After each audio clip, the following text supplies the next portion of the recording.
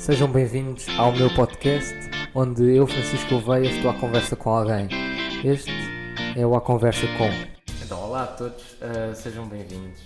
Tenho aqui à minha frente nada mais, nada menos do que o Bernardo. O Bernardo que é de Matosinhos e que foi uma pessoa com a qual eu me cruzei, vamos dizer, nos meios online. E suscitou-me a minha curiosidade por ter uma insígnia cozida no ombro que muito pouca gente vê num caminheiro de segundo, terceiro ano, que é o Cavaleiro da Pátria. Esta insígnia Obrigado. Esta insígnia representa a mais alta distinção dentro do escotismo. Acho que está aí o pionés alguns na tua mesa. Cuidado para não picar a... Está aqui, estava camuflado. Calma. Está feito. Este podcast é tão inovador que não nos mostramos toda a logística.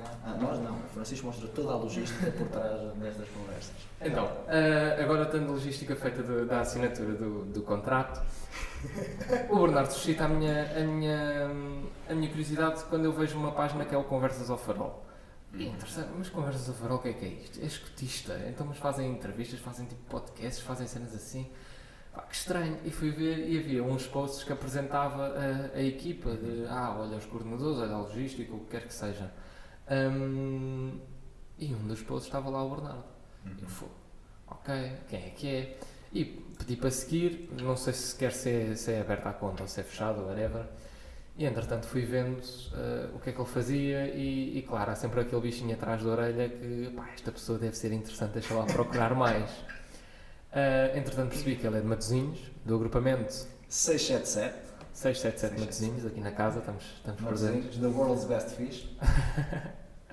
E também entendi que um canal de YouTube, onde faz leituras de livros, onde recita poesia, e toda esta personalidade me fascinou. Até um dia ganho coragem, não é? E mando-lhe mensagem no Instagram, olha, Bernardo, quando tu quiseres, quando passares por Lisboa, dá-me um toque que nós gravamos um podcast. Claro que houve um bocadinho mais do que apenas esta conversa, mas tudo se processou assim. E o Bernardo diz, olha, curioso, acabei de chegar a Lisboa, estou em Lisboa agora, então vamos gravar? E eu, olha, vamos gravar. Então estamos aqui, muito rápido, quem é que é o Bernardo? Olá, eu sou o Bernardo. Caso não tenham percebido, sou eu. Quero já desmistificar aqui uma coisa. O Francisco disse uma coisa muito interessante, que é que teve que ganhar coragem para falar comigo. A coragem máxima que podem ter para falar comigo é só clicar-me mensagens. Eu sou uma pessoa acessível, mandar mensagens, tranquilo, eu respondo, gosto de conversar. Daí também o Conversas ao Farol, essa iniciativa que surgiu do Bruno e de mim, que era pronto, eu coordenei o cenáculo do meu núcleo e surgiu de uma vontade de nós fomos selecionados para representar o nosso cenáculo, para coordená-lo, e depois entrou uma pandemia. Na semana seguinte estávamos todos fechados em casa. Então o que nós fizemos para manter ou para procurar manter a chama do caminheirismo aceso no nosso núcleo foi dinamizar umas entrevistas, umas tertúlias, que estavam na berra as tertúlias no Zoom. Agora já ninguém suporta tertúlias no Zoom.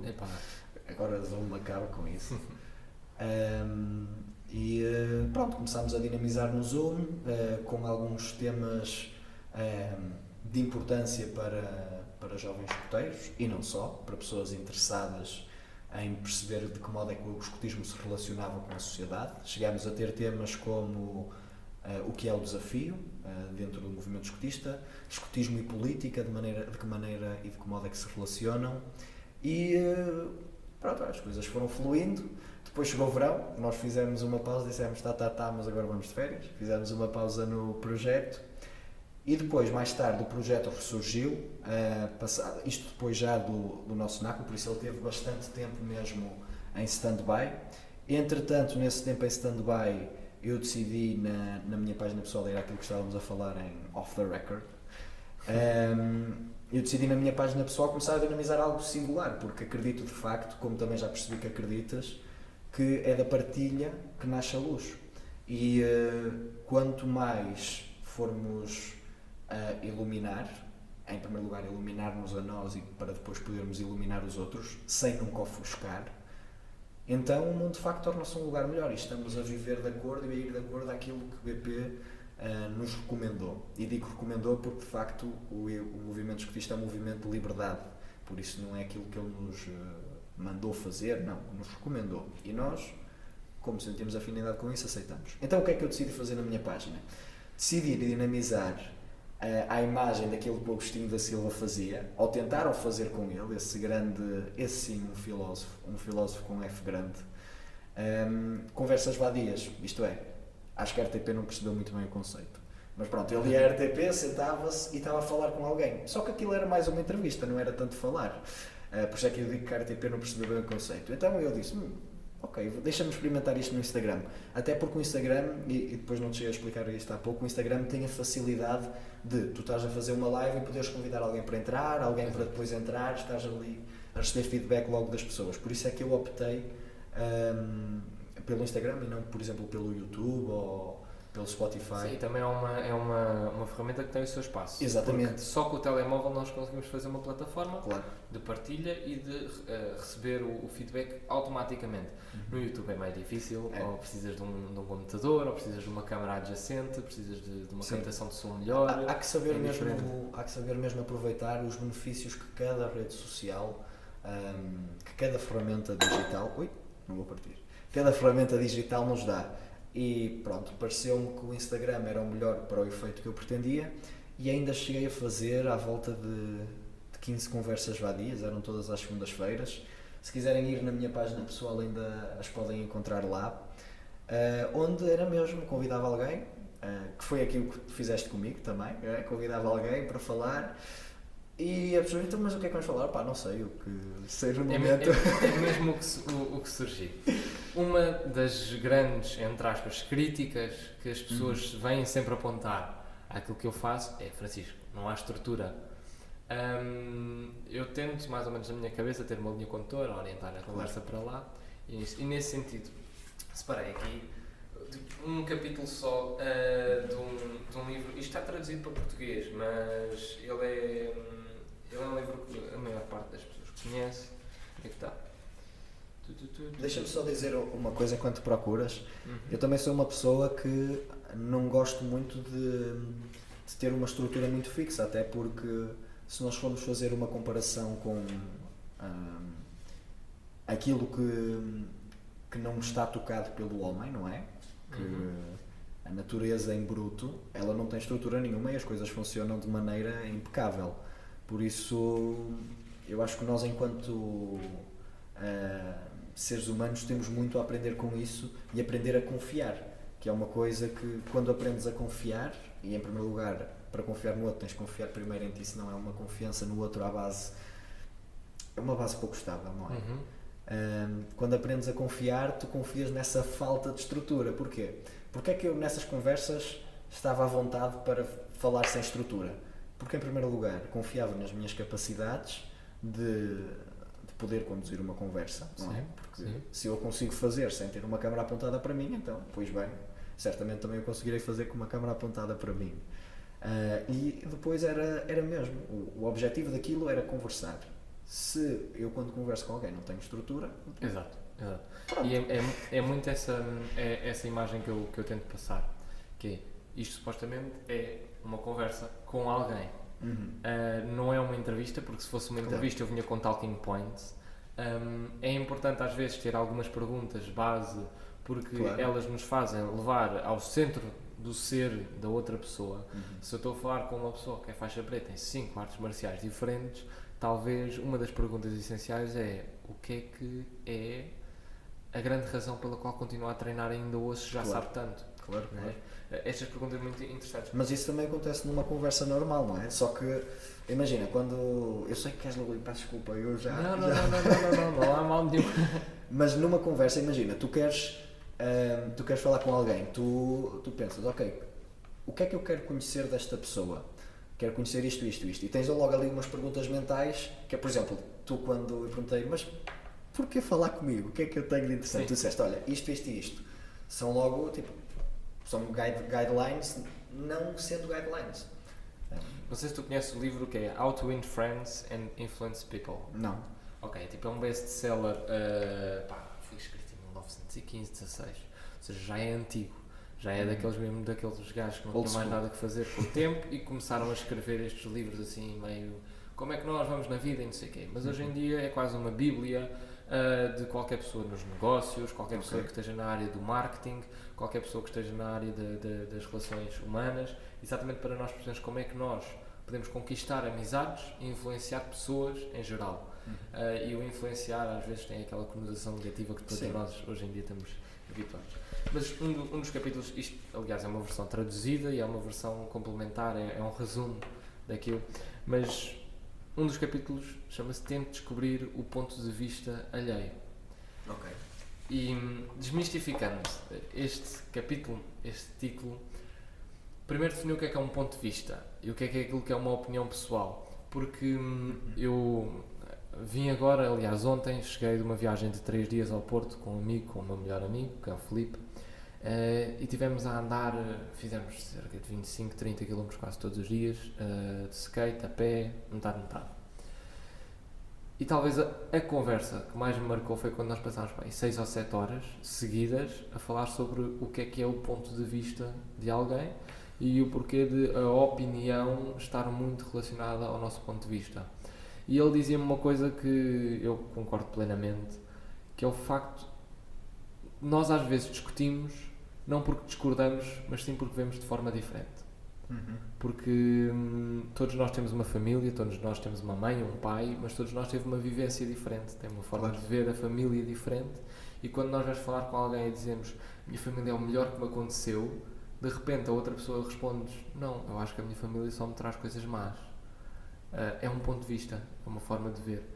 E tendo isto em conta, o quão importante é para nós caminheiros, ou escoteiros em geral, porque já percebi que tu não gostas muito de categorizar como um caminheiro ou... Não, eu de facto sou caminheiro, não é? Não posso negar isso que sou, mas acho que sou caminheiro e já fui pioneiro e já fui explorador. Mas dentro disso, depois eu sei que vai haver alguém que vai comentar os caminheiros não são escoteiros. Ok, fixe, está bem, mas estão no método escotista. E não é à toa que o Adam Paulo escreve sobre o caminheirismo. Exatamente. Portanto, as pessoas que dizem caminheiros não são escoteiros, desculpem, mas estão errados. Mas na minha percepção estão errados. Se os caminheiros estão abrangidos pelo método escotista, são escoteiros. Exatamente. Ou então, ou é isto, ou então diz. Não, o método escotista aplica-se não só aos escoteiros, mas a escoteiros e a caminheiros. E a lobitos também, pronto. E a lobitos. Que é outra e se for preciso a dirigentes, porque nós temos de ter em conta que o método escotista não é como se fosse a ACP. Não é uma coisa onde nós compramos uma cota anual e estamos dentro daquele grupo fechado. Claro. O método escotista é uma forma de ensinar. É um método de ensino, é um método de formação. E se nós aplicarmos isto também aos dirigentes, também saem frutos. Por isso mesmo, é que a estrutura... Por isso mesmo... E é verdade. Não sei se vais dizer o que eu estou a pensar que vais dizer, porque isto causa muita raia no Porto, lá na região, mas força. A formação de adultos... Era isso. A formação de adultos... Isto aqui é a minha opinião pessoal, porque eu dou-me com bastante formadores e é uma das coisas que eu estou sempre a insistir, e principalmente porque uma das pessoas que me acompanhou e que eu acompanhei foi um candidato a dirigente que fez agora a promessa neste ano passado, que já convidei para o podcast, que é o João Adrião, e ele nunca tinha sido escoteiro na sua vida, entra num movimento com 30 e tal anos, quase 40, e descobriu isto do escotismo, ia à paróquia, via os escoteiros, mas nunca se interessou.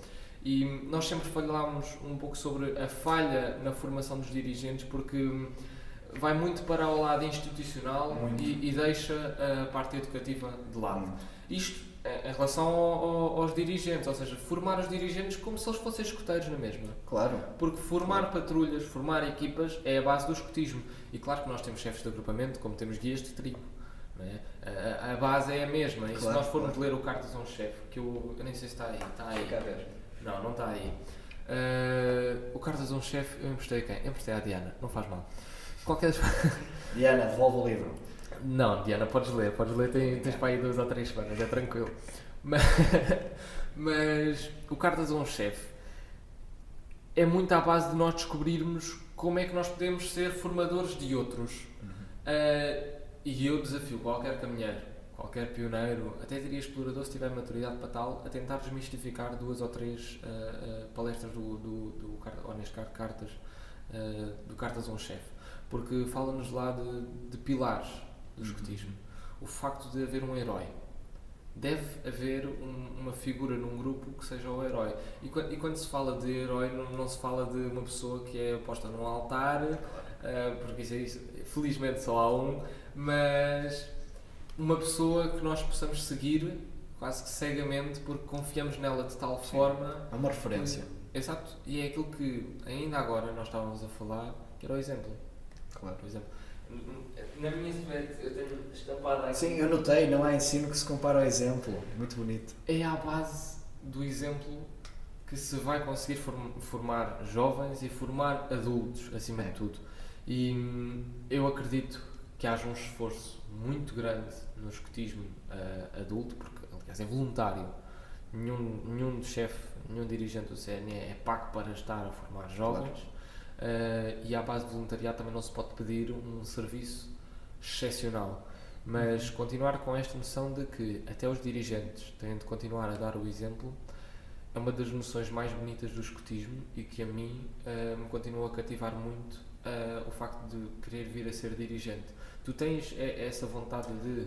Eu tenho a vontade de ensinar aquilo que aprendi. E isto está relacionado com aquilo que começámos a falar sobre a formação. Porque, em primeiro lugar, se alguém que se dedicar a perceber a coerência interna de uma organização for olhar para o CNE, diz: o CNE não está apto para educar e formar os jovens. Ponto. Porque não é coerente internamente. O CNE diz: vocês têm que ensinar desta maneira, ok? Mas agora vocês estão aqui a aprender numa sala, agora vão para o Moodle fazer quizzes, agora vão aqui fazer questionários. Isso não é coerente. Isso não é coerente. E como é que alguém pode ser um bom educador se não é coerente? Okay? Começa logo por aí. E acho que o CNE está a agir desta maneira por medo. Por medo de quê? Por medo de não ser reconhecido socialmente como algo capaz de facto educar e formar jovens. Só que aqui dá-se o revés da medalha. Ele está a tentar seguir pelos padrões sociais. Não, nós temos uma formação muito boa para dirigentes. Olhem como é esta formação. É tão parecida às formações que se fazem lá fora. Não é mesmo boa? Uau! É isto que acontece. O que é que acho que o CNE devia fazer? Perder esse medo. Devia perder esse medo e assumir aquilo que é um método educativo de formação integral, está certo, mas também de educação não formal, ok? E se é um método educativo de educação não formal, devia ser para quem aprende e é formado pelo método, mas também para quem aprende a ensinar e a dar o próprio método.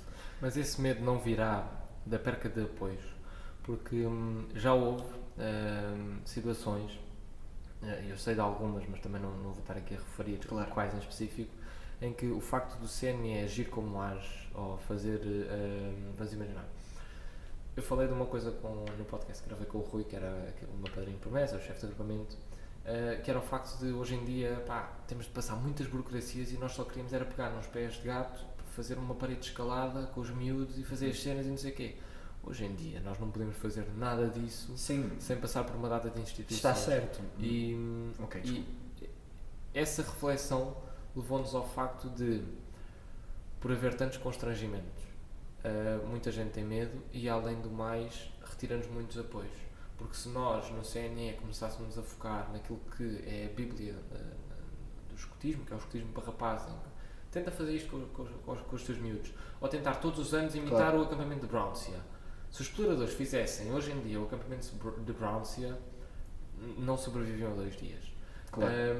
Institucionalmente, os dirigentes saíam de lá com o aparato social de um serial killer, completamente, porque hoje em dia não é aceito socialmente, era muito à base daquilo que estavas a dizer. Sim. Mas isso poderá vir do facto de perder apoios que hoje em dia o CNE tem. O que é preciso para fazer escotismo?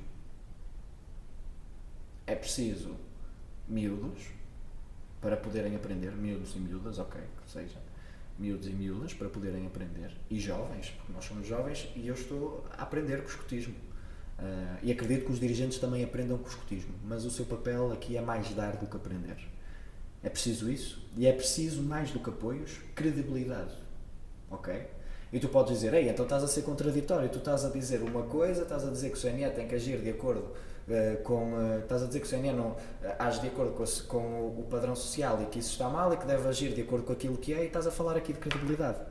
Estou. E não estou a ser contraditório. Na medida em que se o CNE se assumir realmente com as suas bases e procurar expor aquilo que é, qual o seu propósito, aonde pretende chegar, como é que pretende chegar, que as coisas de facto resultam, ele ganha credibilidade pela sua coerência, porque não há nada mais que dê credibilidade do que ser-se coerente.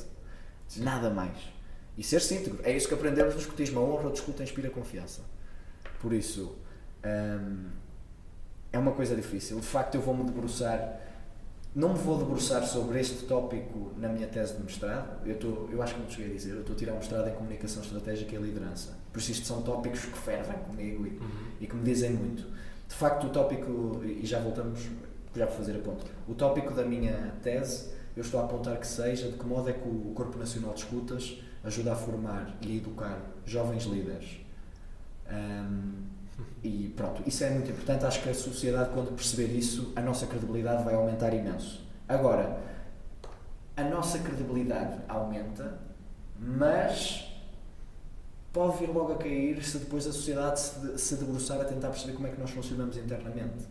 Sim, isto é muito base. Eu acho que nós, quando começarmos a debruçar sobre este assunto que é a credibilidade, poderemos cair num problema que é começar a construir sistemas quase de crédito. Tal e qual como existe na China, em que cada pessoa tem uma cotação, nós no futuro poderemos ver as instituições com sistemas de crédito.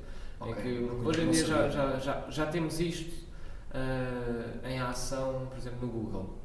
Okay? Se tu puseres no Google Maps Academia de Artes Marciais, vais imaginar, vai-te aparecer um conjunto de uma galeria de opções, e uma das variáveis que te vai aparecer lá é o Star Rating, ou seja, de 0 a 5, como é que avalias esta academia? E os restaurantes também acontece. Os restaurantes, podemos falar de qualquer exemplo. E aquilo é um misto sobre opiniões positivas e negativas, e também sobre quão próximo é de ti, e eu acredito que no futuro, muito próximo, nós iremos ver isso a nível de instituições de formação de jovens. Nós vemos isso em clubes desportivos, no CNE, no agrupamento local, no campo de férias de jovens do verão, e vamos começar a ver quase este sistema de crédito em ação. Porque se ele já existe para restaurantes, se ele já existe para escolas de artes marciais, se ele que é um centro de formação. Exatamente. Se ele já existe para... Estás a entender onde é que eu estou a chegar? Sim, eu nunca tinha pensado sobre isso, nem sequer sabia que se chamava mesmo sistema de créditos. Mas é isso, eu acho que nós... É parecido com ter um escotista, que são os créditos escotistas, não é? Sim, ou com os escotinhos, não é? Aquela moeda do Akanac. Mas eu acho que nós, de facto, para que nos possamos assumir plenamente enquanto Corpo Nacional de Escutas, não podemos andar aqui a tentar competir, nem aí, nem a lado nenhum, e acho que esse sistema de créditos eventualmente também vai acabar por cair. Porque está à base da competição, porque quer queiras, quer não, todos vamos querer ter mais estrelas do que o nosso oponente. Numa organização é assim que funciona, isso não pode ser. E acho que o CNS se focar em assumir aquilo que é uma associação de educação não formal, baseada num método e com o seu princípio basilar, que é a fé católica, que muitas vezes isto é totalmente esquecido, mas que não pode ser esquecido, porque é um dos nossos pilares. Quando ele se assumir plenamente assim, sem se preocupar com se perde apoio, se ganha apoio, e atenção, eu não estou a dizer aqui para ter uma postura altiva e arrogante e a dizer não quero saber de vocês, não. Para perceber bem onde está, para onde vai e estar claro com o seu propósito, claro com aquilo que quer. Tu conheces um gajo que é o Tom Sinek? Não. Ok. Devias ouvir uma TED Talk, não sei o que é que ele tem, que se chama Start with Why. Porquê e para quê? Muito importante. Sim, e depois eu como. Sim. E é à base disso, e isto foi um dos princípios, talvez foram chaves para o facto de, nos pioneiros, eu ter conseguido fazer o que fiz. Foi à base de vamos tentar Mas eu não sei, não investiguei. O que é que fizeste mesmo nos pioneiros? Então, agora é difícil estar aqui a pôr uma lista de tipo, consegui fazer isto e aquilo e não sei o quê. Sim. Mas tentar transformar uma comunidade que não tinha qualquer tipo de técnica numa comunidade que fosse capaz de ir a acampamentos e estar confortável, expor uma comunidade a atividades escotistas diferentes e formar líderes dentro de uma comunidade pequena. Sim. Ou seja, o facto de hoje em dia eu tenho 4 ou 5 pessoas ao meu lado que temos capacidades todos diferentes, mas temos todos a mesma vontade de fazer escotismo, não no papel, mas como deve ser, e levar as coisas para a frente, foi talvez o maior feito. Claro que depois vem o facto de os primeiros a tirar especialidades. Claro, acrescenta.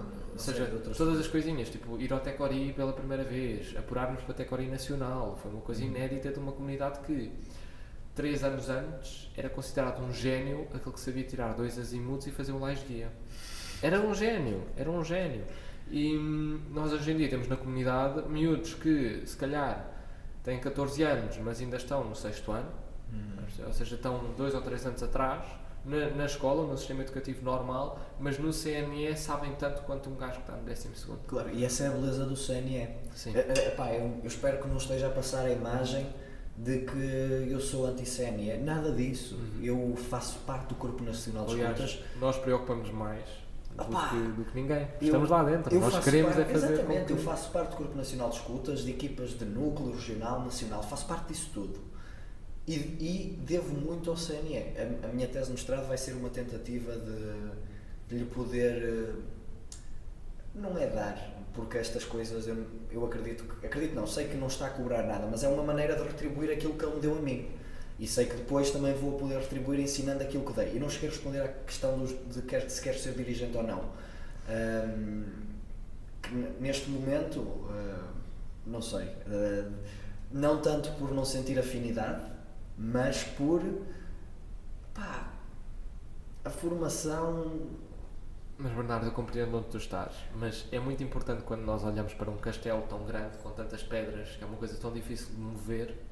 Sim, nós não podemos tentar remar contra a maré, nós temos que remar com a maré e de alguma maneira convencer ou mostrar a nossa posição à maré, de maneira a que eles possam ter ferramentas para perceber ou não.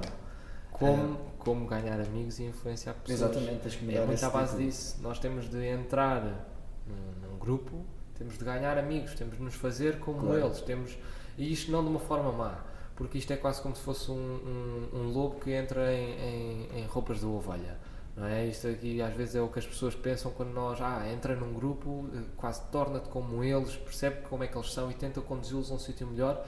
Às vezes as pessoas pensam, é um lobo e de repente aquilo vai correr muito mal. Não, às vezes é simplesmente uma ovelha que nasceu com uma deficiência no pigmento da cor e é castanha. Claro. Ou que se calhar há 100 mil anos as ovelhas eram castanhas.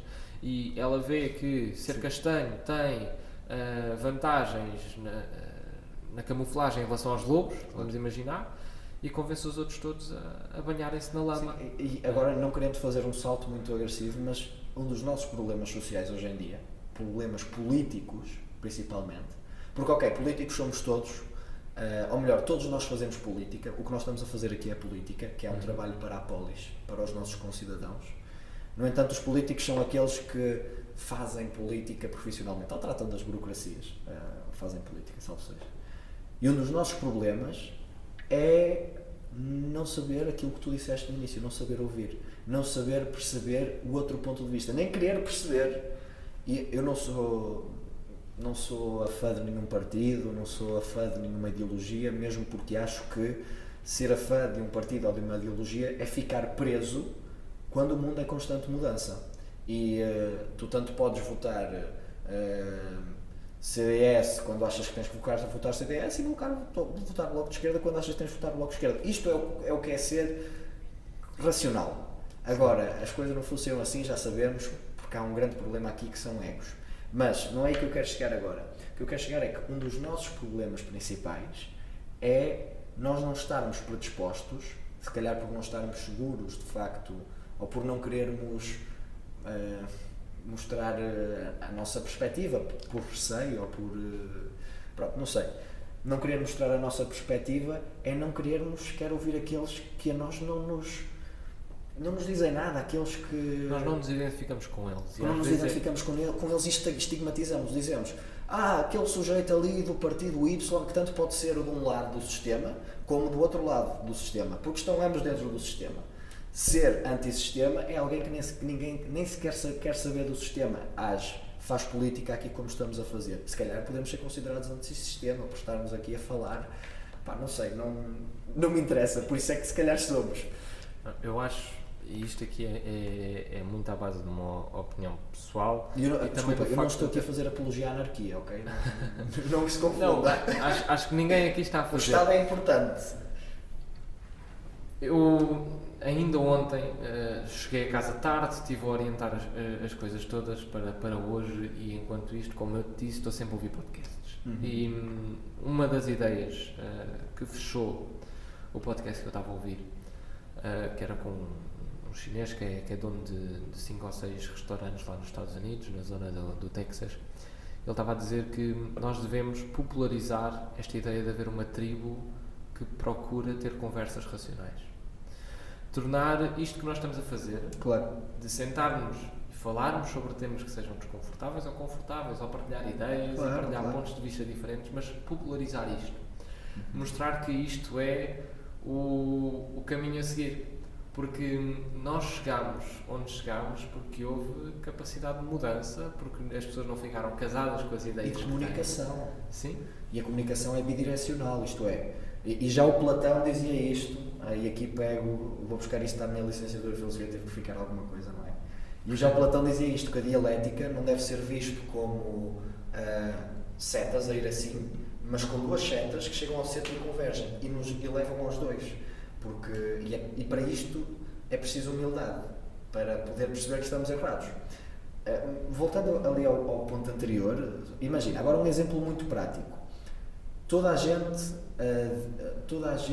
sente algum receio a falar do Chega, não é? Ou porque é a favor do Chega, ou porque é contra o Chega. Mas ninguém é capaz de chegar e falar racionalmente sobre o Chega, ou melhor, não é sobre o Chega. O fenómeno cultural que é o Chega é um fenómeno que nós devíamos ter muito cuidado. Sim, e que devemos analisar sobre. E não deve ser tabu uma pessoa dizer o que o André Ventura está a fazer é uma estratégia de marketing genial. Porque ele está a picar nos pontos certos e quanto mais razão nós lhe damos, mais capacidade, mais microfones ele tem apontados. Sim. E maior capacidade mas ele terá o de mais usar importante coisas. que isso, e acho que isso é que nós devemos analisar mesmo, era porque é que as pessoas se deixam picar? Porque é que as pessoas estão vulneráveis para ser picadas? E depois perceber que ele não pica só aqueles, ele pica toda a gente, ele é um ferrãozinho. E depois é interessante também perceber o porquê é que ele é assim. E perceber que ele não é bom nem mau, ele é uma pessoa como eu, como tu, como toda a gente. As suas ideias podem ser boas ou ser más, não sei porque nunca me dediquei a analisá-las profundamente.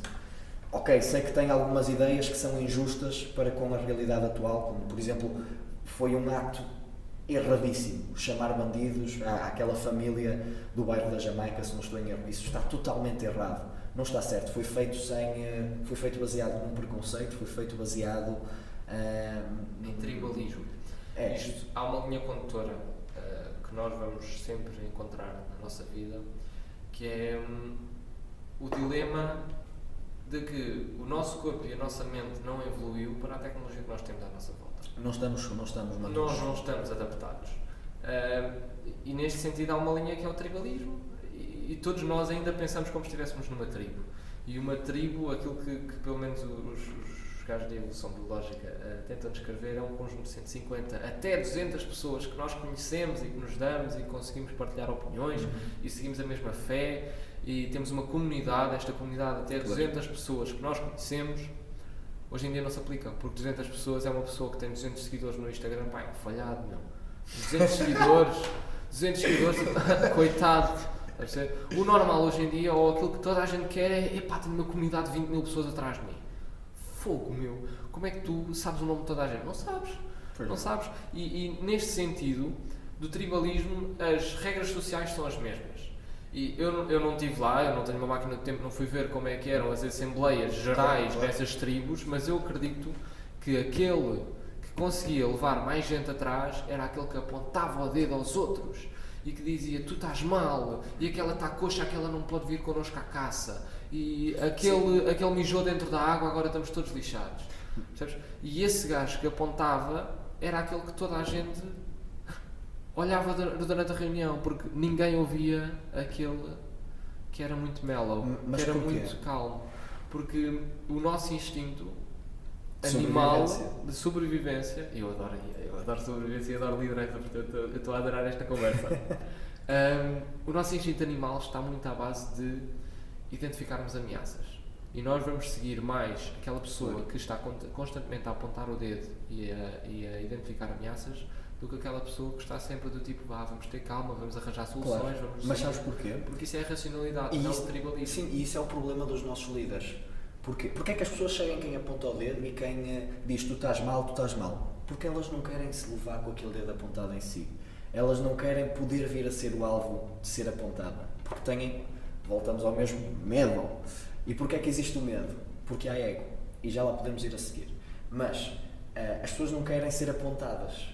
Por isso é que não se assumem. Por isso é que não são capazes de dizer: não, tu estás mal. Pois estou. Então agora deixa-me perceber se tu estás certo. Diz lá aquilo que tu pensas. E a pessoa fica: epá, então deixa-me dizer o que eu penso. Sabes porquê é que tu estás a pensar assim? Porque não estás a analisar este fator. Já te dispuseste a analisar isso? Não, nem quero. Pronto, então olha, estás fechado na tua ignorância. E o problema muito importante. O problema dos nossos líderes é que não têm a capacidade de ter a atitude. E o André Ventura não se pode dizer que tem uma atitude boa. Ele tem uma atitude de criança. E aqui eu vou-me basear em factos. Não estou a dizer. Vamos ver um debate com a Ana Gomes, que eu me lembro disso. Ela disse uma coisa com qualquer coisa. Ah, sim, você é um gato. Ele puxou, sou um gato, sou um gatarrão. Onde é que... Pá, isto não é atitude, isto é ser-se criança, ok? Isto é muito bonito se tu tivesses 3 anos ou 4. A partir dos 10, pronto, é aceitável, mas é um puto mimado. A partir dos 15 dizes: meu, cresce. Aos 40 tu dizes: é sério. Mas é preciso... há um público para isso.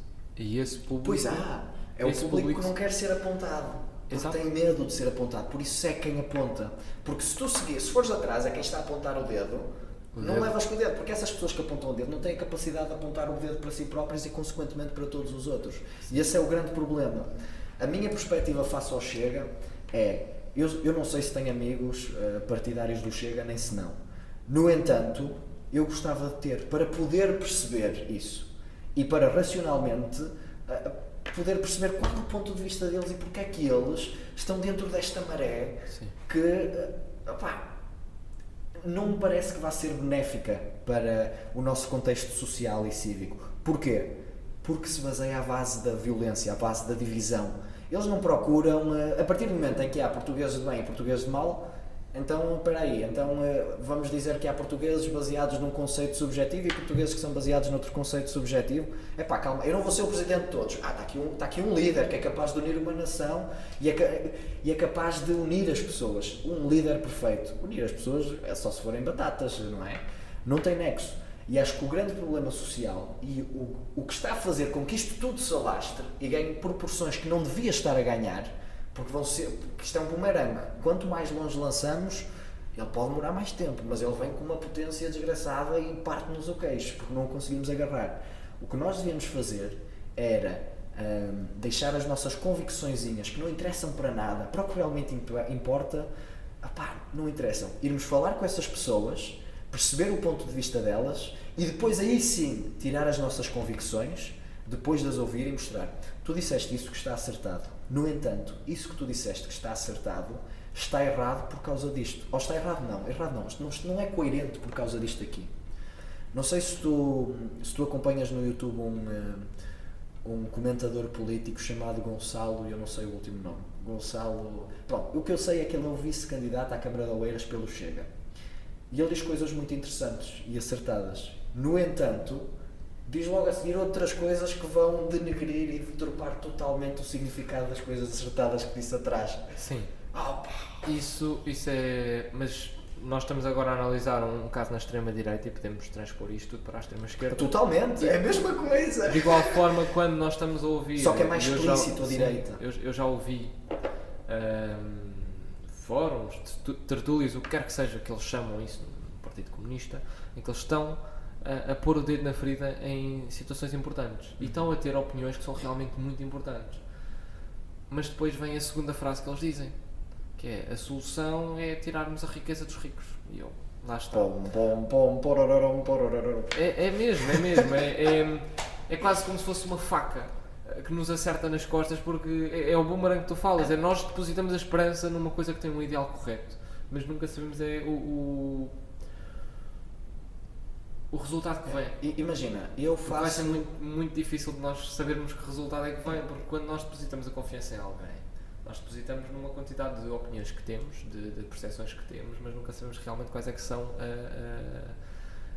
o motivo que leva àquela pessoa a candidatar-se àquele cargo, estar dentro daquela equipa.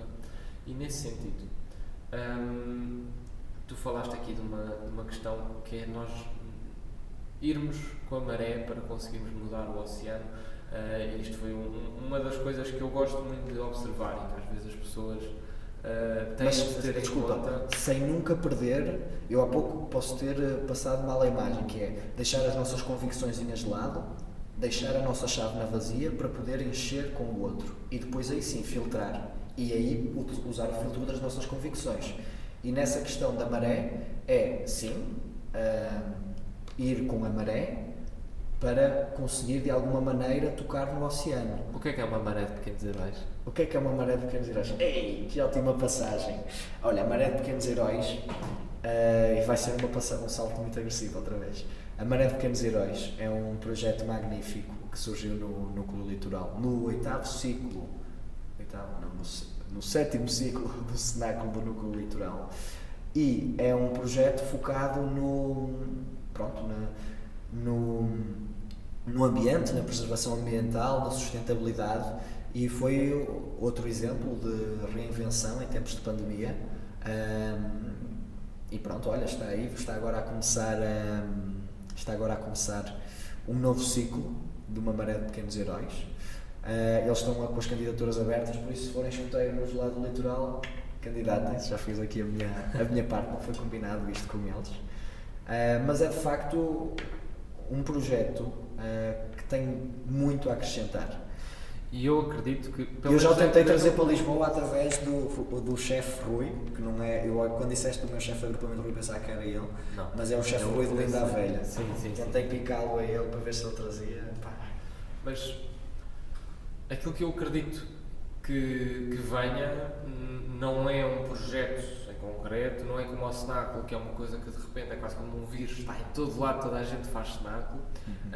Eu acredito que nós vamos conseguir espalhar, entre aspas, uma doença ou um vírus ou o que quer que seja, espalhar esta vontade de mudar a maré.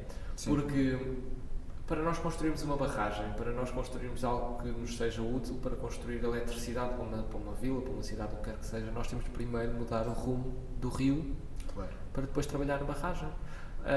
E tal e qual como o CNE, alterar o decurso do rio não é uma coisa má, é uma coisa que se faz pedra a pedra, é uma coisa que se faz grão de terra a grão de terra.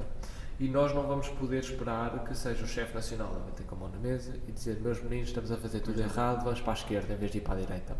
Porque se nós depositarmos toda a nossa confiança em uma pessoa ou numa equipa de pessoas que supostamente têm a missão de mudar as coisas radicalmente ou trazer as coisas para o sítio onde estavam, ou nem digo voltar ao passado, porque voltar ao passado não é evoluir é tentar refletir no passado, observar o presente e construir um futuro. É andar em síntese, já diziam outros filósofos. Exatamente, é tentar construir um futuro e é não ter medo de fazer este progresso, porque alguém teve de fazer este progresso, alguém teve de puxar as coisas para a frente, alguém teve de fazer os estatutos do CNE depois de 25 de Abril, alguém teve de sentar e pensar: malta, temos liberdade, o que é que nós vamos fazer com o CNE? O que é que nós vamos fazer com este sistema de formação de jovens que até agora estavam praticamente oprimidos, não podíamos fazer grande coisa e só fomos salvos porque éramos da igreja? Sim. O que é que nós vamos fazer? E estas pessoas que se sentaram à mesa tiveram uma capacidade que todos nós temos de ter, que é apontar o dedo para elas próprias, porque elas fazem parte do problema. Eu, Francisco, faço parte do problema. Tu, Bernardo, fazes parte do problema. Sim.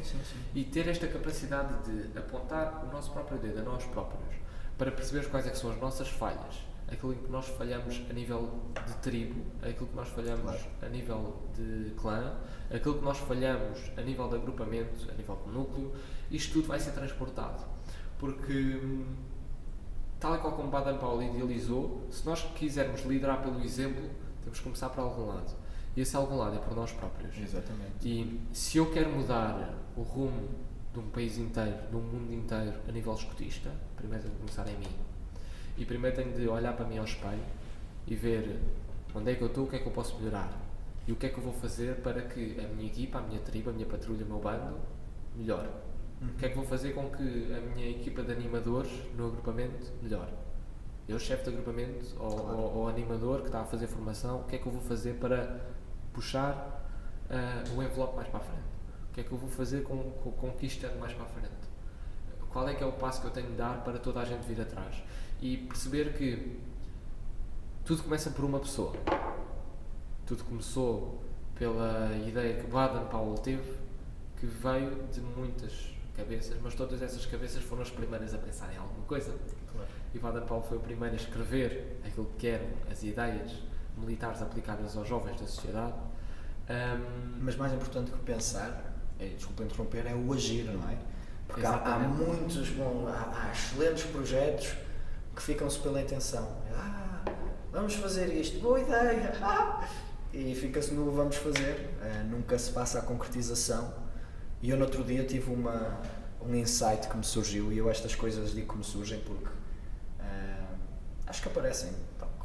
Pronto, apenas a canalizei, que foi, de facto, o caráter constrói-se nas intenções, mas só se revela nas ações concretas que nós fazemos com essas intenções.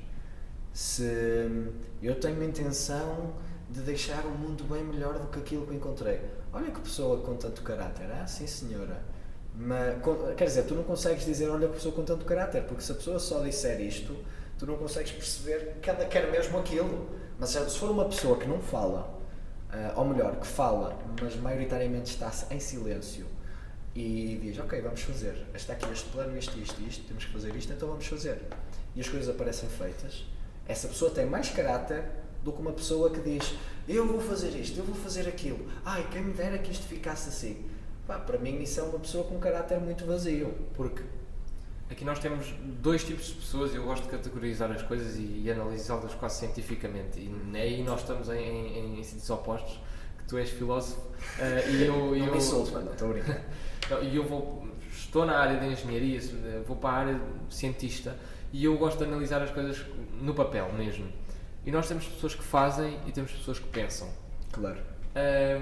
E nós não devemos querer nem ser uma, nem ser outra. Nós devemos querer ser um equilíbrio constante. Claro. Em que, consoante esta... vamos imaginar.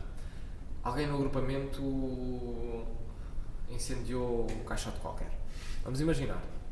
Foi uma ação concreta e a ação que nós vamos ter de fazer não é uma grande ação. Não temos de construir um projeto e equipas claro. de animação e de marketing e não sei o quê para expulsar aquela pessoa do agrupamento ou suspendê-la ou fazer o que quer que seja.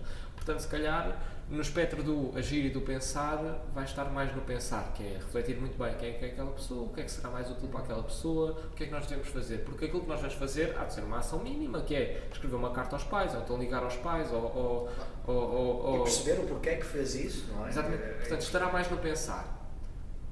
Depois temos o outro espectro, que são projetos brutais. Vamos falar, no caso, que é o cenáculo, que toda a gente sabe. Que nós já não temos de pensar muito bem o que é o cenáculo, nós já não temos de estar mais no espectro do continuar a ter reuniões só para o que é o cenáculo e para que é que serve e o que é que vocês querem abordar ou não. Isso vai lá estar presente, mas vai-se mais focar no fazer, claro. No concretizar os projetos. Porque quando sai em carta de cenáculo, vamos fazer um projeto a nível de núcleo para criar uma plataforma de serviços partilhados, o importante é canalizar as nossas energias como núcleo para concretizar aquilo. Totalmente. E eu acho que uma das coisas que mais descredibiliza o cenáculo e descredibiliza o caminheirismo, e ele aponta o dedo ao cenáculo e vai... Quando é que isto sai? Domingo. Domingo? Epá, eu aponto o dedo ao cenáculo e já fui coordenador de um cenáculo. Uma das coisas que mais descredibiliza o cenáculo e o caminheirismo é o facto de o cenáculo é um encontro de caminheiros onde os jovens da associação se põem a pensar e a refletir sobre a associação e a propor soluções e põem as soluções numa carta de cenáculo que depois é para ser implementada. Uau, isto é uma boa coisa. Agora, se a carta de cenáculo cai no vazio, ai que bonitinhos, olha, eles sabem pensar, são uns caminheiros mesmo fixes, que jovens adultos. Epá, mas por isso cai mesmo, no vazio. Mas por isso mesmo é que o conceito de cenáculo e de caminheirismo devia estar na mesma página de um livro.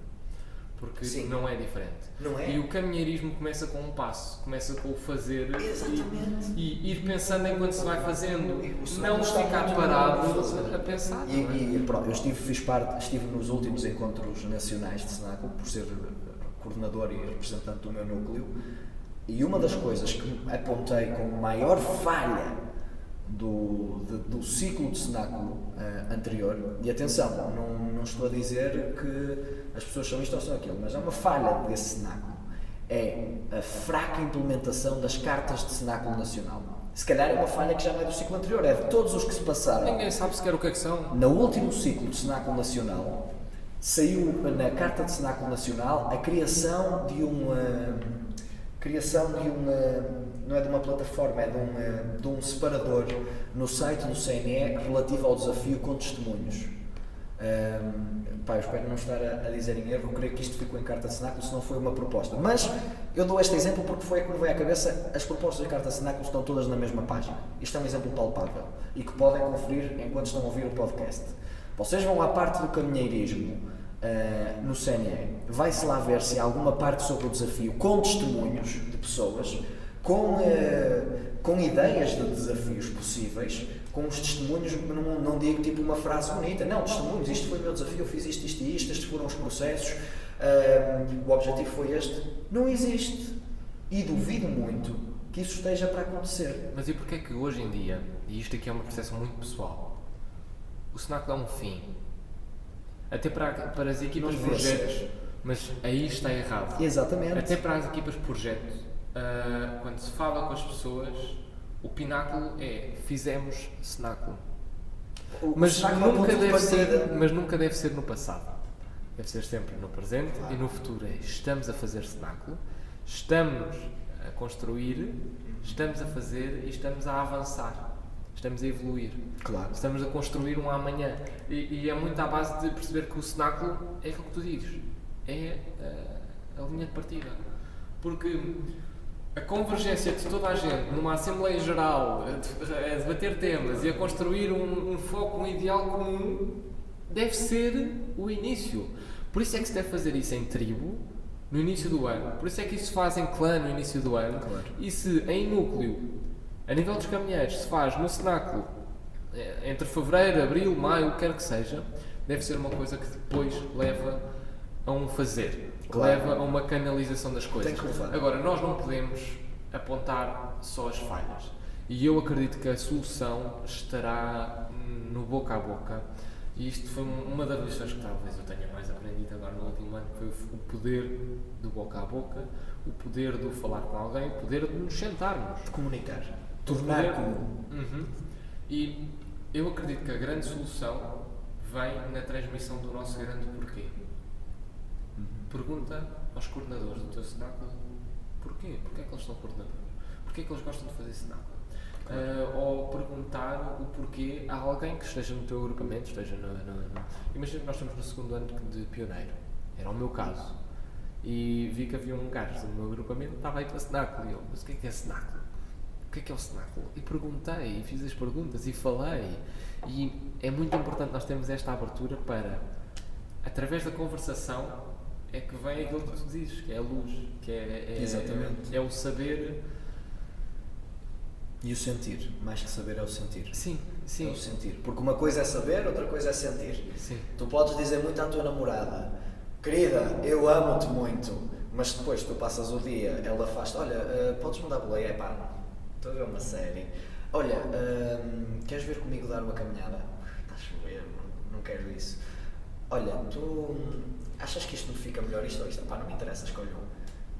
Onde é que está o amor aqui? Uma coisa é saber, eu sei que te amo, mas será que eu sinto isso? E estou a dar um exemplo extremo, mas, por exemplo, outro exemplo mais palpável que toda a gente pode sentir enquanto ouve podcast. Vão até à cozinha e liguem o fogão. O fogão está ligado e vocês sabem, se puserem a mão no fogão, se vão queimar. Agora sintam a dor que é pôr a mão no fogão. Esta aí é a diferença entre o saber e o sentir de modo muito claro e conciso, não é? Porque eu sei que aquilo me vai queimar e sei que queimar dói. Isto dói mais do que aquilo que eu pensava que sabia. Porque eu sinto mesmo a queimar agora. Isso é um exemplo da filosofia. Era Freud que usava isso? Não era. Não sei. Mas fazia essa distinção. Tu é que devias saber. Pois eu sei, por isso é que eu não gosto de me assumir como filósofo. É essa distinção do pensar e do saber. Olha, mas isto aqui faz aquela ponte que tu também querias tocar, que eu sei que eu vi-te aí a tentar levar para lá, que é, e certamente também conseguirás aportar muito a isto, que é a questão das artes marciais. Nas artes marciais, nós sabemos que chegamos a certo estado se percorrermos o caminho da disciplina. No entanto, só conseguimos plenamente sentir esse estado e perceber de modo holístico o que é esse estado quando lá chegarmos. Tu podes saber que a arte marcial é muito para te ajudar a ter disciplina, a arte marcial é para te ajudar ao teu autoconhecimento, a conseguir ser mais tu mesmo. Se não fizermos... Se não fizeres, e agora aqui vou parecer muito disruptivo, mas é verdade, que é uma ilusão isso de eu pratico, eu sou cinto negro e sou praticante de uma arte marcial. Ok, então o que é que tu fazes? Eu vou 2 vezes por semana ao meu dojo, que é o melhor da minha freguesia, e faço lá e dou grandes pontapés na cabeça e tal. Isso aí é muito redutor para aquele processo que é uma arte marcial, não é? Mas isso ajuda-te no teu autoconhecimento, ajuda bué, eu aprendi a conhecer-me, a saber das minhas capacidades.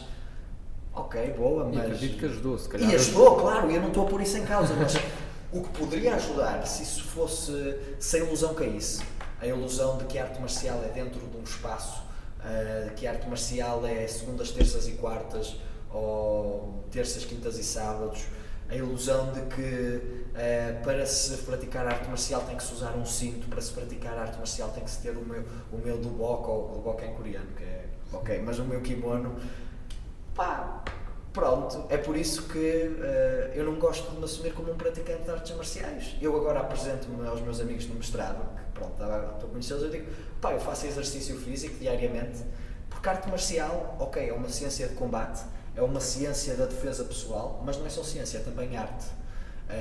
E na essência, mais do que ciência, mais do que arte, é exercício físico. Sim. Ponto. E é do exercício físico que chegamos à ciência e à arte. E eu de facto tenho um horário, tenho um ritmo, e aí sim, de facto, a arte marcial começa agora, passados 6 anos, a ajudar-me na minha disciplina. Porque eu, levanto-me cedo, por isso é que não tive problemas nenhum em vir para cá cedo, já estava de pé já. Levanto-me cedo, vou tomar o meu banho de água fria para acordar, visto-me, vou dar a minha corridinha, faço as minhas práticas, o dia está perfeito para começar. Chego, tomo um pequeno almoço e o dia começa, ponto. Sim. E isto diariamente, há dias onde, por exemplo, dias não me apetece e não vou, não, dias, por exemplo, aos sábados não, às segundas-feiras, que é quando eu faço a viagem para Lisboa, como é óbvio, não tenho este ritmo, tenho outro. Mas é o ritmo, é a disciplina de te comprometeres a fazer aquilo com que tu dizes que vais fazer. E nisso, de facto, a arte marcial ajudou-me bastante a conhecer. Isto pode ser transportado para tudo a arte marcial é vida. Isto vai parecer muito clichê, mas porque é que é redutor dizer que a arte marcial é aquilo de dar um pontapé na cabeça e olha, agarra aqui este jogo que eu vou parti-lo. Faz parte, mas é redutor dizer isso, porque arte marcial é eu estar aqui a falar contigo e estar a falar, a desfrutar, a conversar, a ouvir-te E é depois falar aquilo que penso. E quando tu estás a falar é eu ouvir-te mesmo, não é? Tu estás a falar e eu pensar, o que é que eu vou dizer a seguir? Deixa cá pensar, ele está a dizer isto, deixa cá. Não, é estar presente. Eu acredito que a mudança vem através do exemplo, nós já falámos disto milhares de vezes aqui, se calhar... As pessoas já estão fardas, já estão a passar à frente. Não, se calhar até mesmo está subentendido que é uma linha condutora que está aqui na nossa conversa, que é a liderança através do exemplo. E se nós quisermos mudar as coisas, se tivermos vontade de mudar as coisas, e eu acredito que a maior parte das pessoas tem, eu acho que 90 e muitos por cento das pessoas, e desculpa estar sempre a usar termos científicos, que é porcentagens e o caraças, mas a grande maior parte das pessoas quer ver um mundo melhor. Claro. E por que não começar por si? E não é uma coisa difícil, porque se calhar a tua rotina para alguém com 16 anos, que tem 30 kg ou 40 kg a mais, seja uma coisa difícil de fazer, claro. Mas em vez de ser 7 dias por semana, ou 6 dias por semana, como é o teu caso, por que não tentar fazer uma vez? Claro, mas vai a primeira vez. Isto aqui funciona para mim e é o meu ritmo, é a minha rotina. Eu não estou a dizer que isto é o modo que todos deviam ser ou que as outras artes marciais são péssimas. Nada disso, estão no seu processo, estão na sua rotina. Pá, perfeito. Viva a liberdade e a liberdade. Liberdade e, agora nem parecia do Porto, liberdade e a diversidade. Isso é importante. O que é importante também é nós tratarmos de nós e ter a nossa rotina. E se eu agora faço isto, eu há 6 anos atrás, quando comecei, não fazia. Ponto, não fazia. Fazia também 3 aulas por semana. Essa rotina passou de 3 aulas das 6h30 até às 8, passou para 5 dias por semana, das 6h30 até às 8, e as coisas foram-se... Pronto, fui-me adaptando e fui percebendo aquilo que me dava mais enquanto pessoa, enquanto ser. E fui procurando isso, abdiquei de coisas, ganhei outras, caiu a caneta. Também ganhei. Tendo isto em conta... Deixa-me só perguntar uma coisa, é rápido, estamos a fugir ao tempo. É rápido. Não sei se conheces o Jordan Peterson. Pronto. Eu era para trazer o livro dele exatamente para analisar o capítulo dele. Há uma frase dele que é... o livro ainda não consegui passar da segunda regra. Ainda tenho que me dedicar para passar. Mas há uma frase dele que acho que é uma regra futura que é dita mais ou menos desta maneira: não podemos querer arrumar a nossa vila, a nossa cidade, se não arrumarmos a nossa casa. E não é essa a frase, mas é: nós não podemos querer mudar o mundo se ainda não temos o nosso quarto desarrumado. Faz a tua cama, começa por fazer a tua cama, arruma o teu quarto. Isso é uma rotina. Porque que pessoa é que nós vamos ouvir na nossa vida que nem sequer arruma o seu quarto, meu?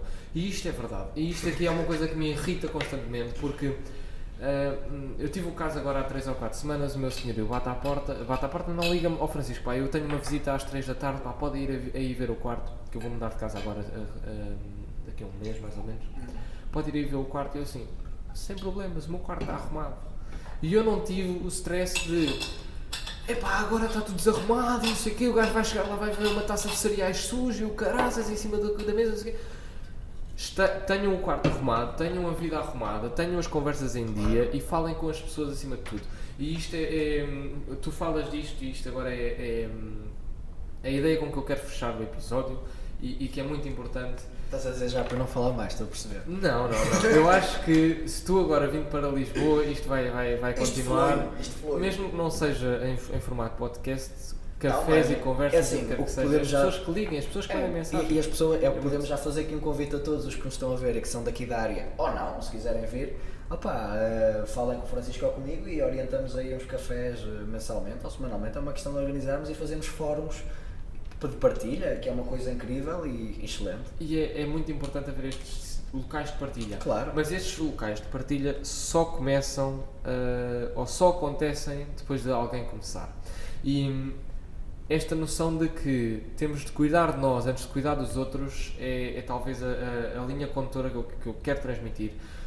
Porque eu gosto de levar as coisas ao extremo, já disse, em termos de método científico, e se nós pensarmos num paramédico, o paramédico não vai salvar ninguém se tiver os braços partidos. Ele tem de cuidar a si próprio, ele tem de ver se está bem. Vidro, não é? Exatamente, ele tem de ver se está bem, ele tem de ver se a sua casa está arrumada, ele tem de ver se a sua cabeça está orientada, porque que raio de guia de clã é aquele que não sabe o que quer da vida?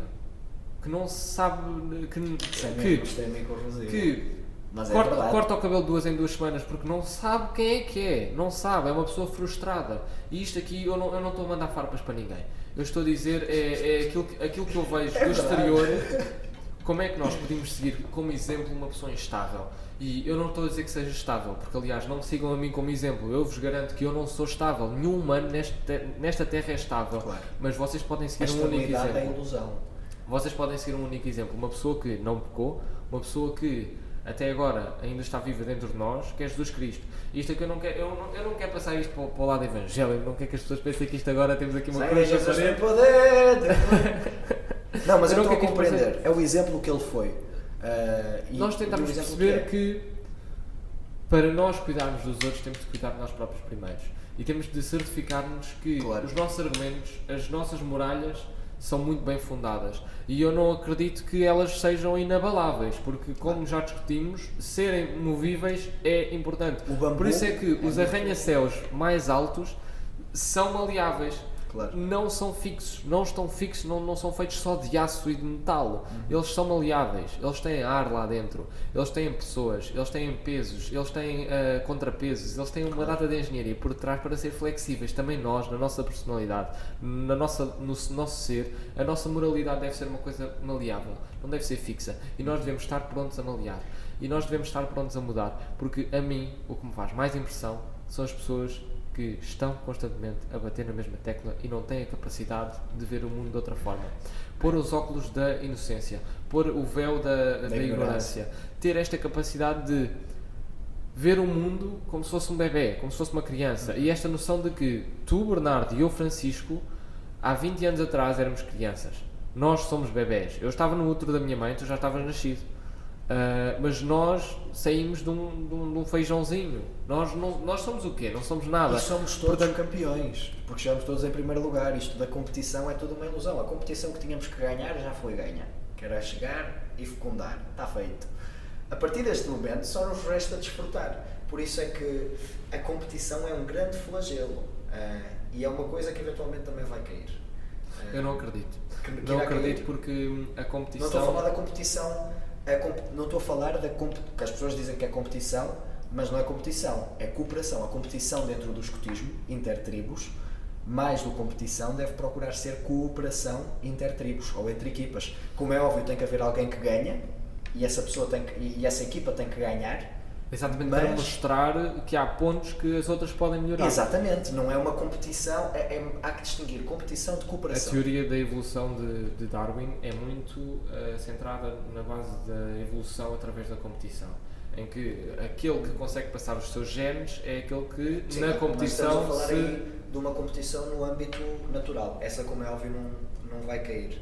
Agora, e agora vamos chamar, mas este tipo no início disse que nós tínhamos que aprender com a natureza e agora está a dizer que nós devemos, que a competição vai cair no meio humano. Vai porquê?